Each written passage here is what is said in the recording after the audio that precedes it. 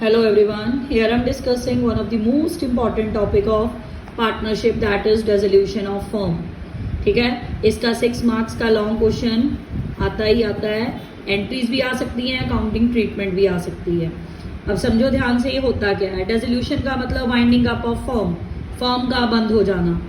एक वर्ड होता है डिसोल्यूशन ऑफ पार्टनरशिप.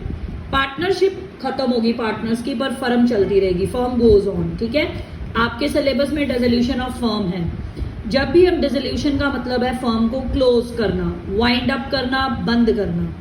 तो अगर आप फर्म को बंद कर रहे हो तो इसमें आपको फॉलो एक प्रोसेस करना पड़ेगा. ठीक है, प्रोसेस में आप 3 चीजें बनाते हो: realization account, capital account, cash और बैंक अकाउंट. ठीक है, it will depend upon the question कि आपने कैश बनाना है कि बैंक बनाना है. अगर बैलेंस शीट में आपको कैश का बैलेंस दिया तो कैश अकाउंट बनाना, अगर बैंक का बैलेंस दिया तो बैंक अकाउंट बनाना. अगर कैश और बैंक दोनों दिए हैं तो दोनों को प्लस कर देना, बनाना बैंक अकाउंट. 11 स्टेप्स इन्वॉल्व हैं आपके डिसोल्यूशन प्रोसेस में. ठीक है, फर्स्ट स्टेप, सारे जो एसेट हैं जो बैलेंस शीट, सपोज ऐसे बैलेंस शीट भी होती है, यहाँ पे एसेट्स होते हैं ना, यहाँ पे लायबिलिटीज होती हैं. ठीक है, जितने भी एसेट हैं सारे एसेट आप रियलाइजेशन की डेबिट साइड पे लिख दोगे. जैसे आप रियलाइजेशन अकाउंट बना रहे हो तो यहां लिख दोगे 2 एसेट्स. क्लियर? कौन सा एसेट नहीं लिखोगे? Cash in hand, cash at bank. ये कहां जाएंगे दोनों एसेट? ये बैंक अकाउंट या कैश अकाउंट का क्या होगा? To balance brought down. ध्यान से समझना, इसमें आपको बैलेंस शीट दी होगी. सबसे पहले जो बैलेंस शीट के अंदर एसेट्स और लायबिलिटीज हैं उनकी ट्रीटमेंट करना. जो एडजस्टमेंट में है वो 2 जगह जाएगा, जो बैलेंस शीट के अंदर है वो 1 जगह जाएगा. ठीक है, या रियलाइजेशन या कैपिटल या बैंक में, जो बैलेंस शीट के अंदर है. जो एडजस्टमेंट में होगा वो 2 जगह जाएगा, या रियलाइजेशन कैपिटल में या रियलाइजेशन कैश में या कैपिटल कैश में, किसी भी 2 जगह पे वो प्लेस होगा. क्लियर? पहला स्टेप है, जितने भी बैलेंस शीट के एसेट हैं, cash in hand, cash at bank और जो एक्यूमुलेटेड लॉसेस होते हैं उनको छोड़ के सारे के सारे एसेट आप किस तरफ ट्रांसफर करोगे? डेबिट साइड में, रियलाइजेशन की डेबिट साइड में. क्लियर? सेकंड स्टेप आप क्या करोगे?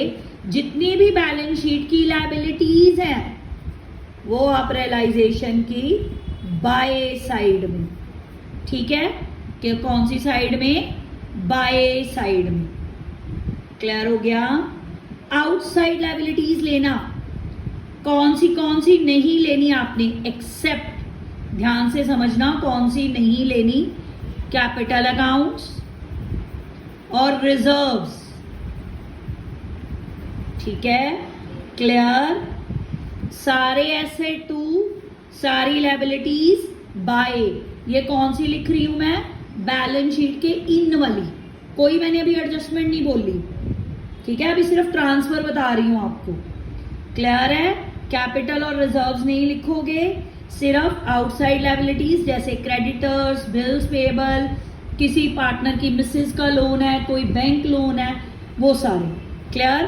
थर्ड, अब जितने भी एसेट हैं जो आपने डेबिट लिखे थे, ऑब्वियस है, प्रोसेस है, डिसॉल्व हो रही है फर्म, क्लोज हो रही है, वो सारे एसेट मार्केट में या तो सेल होंगे या कोई पार्टनर उसको टेकन ओवर करेगा.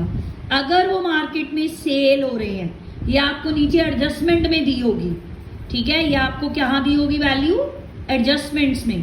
तो आप कहाँ लिखोगे? क्रेडिट साइड में रियलाइजेशन की. क्या लिख के? बाय, बैंक या कैश लिख के. कई बार कोई एसेट अनरिकॉर्डेड भी होता है या रिकॉर्डेड भी होता है. अगर कोई पार्टनर उसको टेकन ओवर करके लेके जाएगा तो उसको भी आप क्रेडिट साइड पे लिखोगे. कहाँ पे लिखोगे? क्रेडिट पे. अगर मार्केट में सेल हो रहा है तब भी क्रेडिट, बाय बैंक लिख के. अगर कोई पार्टनर टेकन ओवर कर रहा है तब भी क्रेडिट, पार्टनर का नाम लिख के. क्लियर? नेक्स्ट, कोई भी आउटसाइड लायबिलिटी है, चाहे रिकॉर्डेड है चाहे अनरिकॉर्डेड है, कहां पे सेटल होगी? डेबिट साइड में रियलाइजेशन की. क्या लिख के? To bank. याद रखना, अगर पे कर रहे हो तो बैंक आएगा। अगर कोई पार्टनर टेकन ओवर कर रहा है, टेकन ओवर आएगा डेबिट साइड पे ही, पर पार्टनर का नाम लिखा जाएगा। ठीक है, ये मैं एडजस्टमेंट वाली बोल रही हूं। जो बैलेंस शीट के अंदर वाली है वो एक जगह जाएगी, जो ये है ये दो जगह जाएंगी। यहाँ पे अगर आपने टू बैंक लिखा है तो बैंक में बाय रियलाइजेशन लिखोगे। अगर टू पार्टनर कैपिटल लिखा है तो कैपिटल अकाउंट में बाय रियलाइजेशन लिखोगे। ठीक है, नेक्स्ट स्टेप होता है हमें रियलाइजेशन एक्सपेंसेस को सेटल करना होता है। इट विल डिपेंड, ये मैं आपको लेटर ऑन वीडियो में बताऊंगी।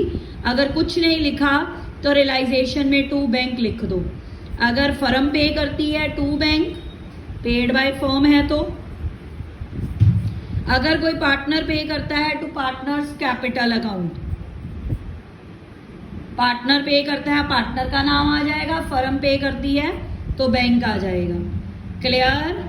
इसके बाद आपका प्रॉफिट या लॉस बैलेंसिंग फिगर निकलेगी, उसे प्रॉफिट शेयरिंग रेशियो में पार्टनर को डिस्ट्रीब्यूट कर दो। अगर कोई क्यूमुलेटेड प्रॉफिट रिजर्व है, लॉसेस हैं, तो वो पार्टनर के कैपिटल अकाउंट में जाएंगे। अगर पार्टनर का लोन है, उसकी कोई एडजस्टमेंट नहीं दे रखी, तो उसे बैंक की क्रेडिट साइड पे लिख दो बाय बैंक करके, सॉरी बाय पार्टनर्स लोन करके। ठीक है, अगर पार्टनर के लोन के रिगार्डिंग कोई एडजस्टमेंट नहीं दी तो वो बैंक में जाएगा, किस और क्रेडिट साइड में। अब पार्टनर बैलेंसिंग फिगर क्या निकलेगी? सरप्लस या deficit through cash book which means partner capital account.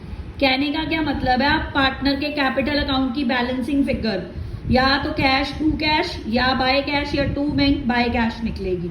ठीक है, अगर टू कैश है तो बैंक में बाय, अगर बाय कैश है तो बैंक में टू होगी। ध्यान रखना, अगर टू कैश बैलेंसिंग फिगर है तो बैंक में कहाँ जाएगी? बाय साइड में।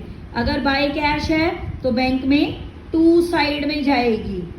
ध्यान से, ये 11 स्टेप्स हैं जो हम फॉलो करते हैं एक रियलाइजेशन अकाउंट को बनाने के लिए, कैपिटल अकाउंट और बैंक अकाउंट को, यानी कि इसके अकाउंट्स को बनाने के लिए 11 स्टेप्स फॉलो किए जाते हैं। याद रखना, बैलेंस शीट के अंदर वाले एसेट लायबिलिटी एक जगह जाएंगे, एडजस्टमेंट में जो दिया होगा वो दो जगह जाएगा। बस इस बात को ध्यान रख के रियलाइजेशन, कैपिटल और कैश अकाउंट बनाना। ठीक है, थैंक यू वेरी मच।